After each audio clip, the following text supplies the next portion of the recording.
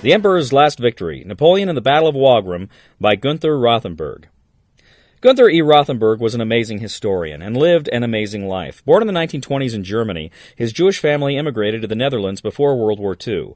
Once the war broke out, Rothenberg joined the British Army and fought against the Nazis. After the war, he immigrated to Israel and took part in the Israeli War of Independence. Not long after, he moved to the United States to be with his family that had already moved there, and soon joined the U.S. Army before transferring to the U.S. Air Force. While in that service, he fought in the Korean War.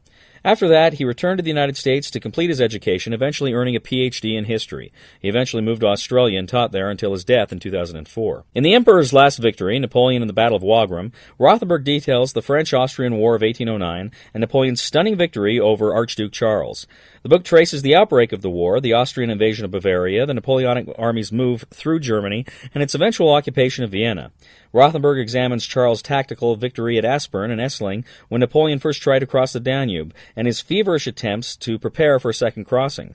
Finally, the book offers a fine overview of the Battle of Wagram with keen insight and high drama. This is a fine analysis of the Austrian and French armies during the war, as well as military and political considerations that occurred at the time.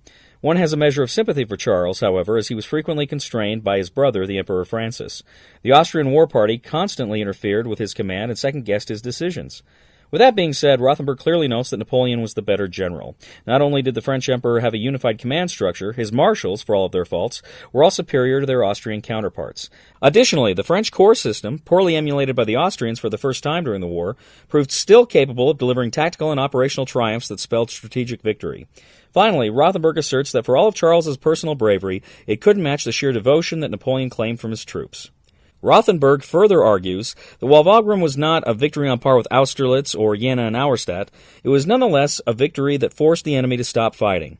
It was the largest battle of the Napoleonic Wars to that point and proved to be Napoleon's final war-winning battle.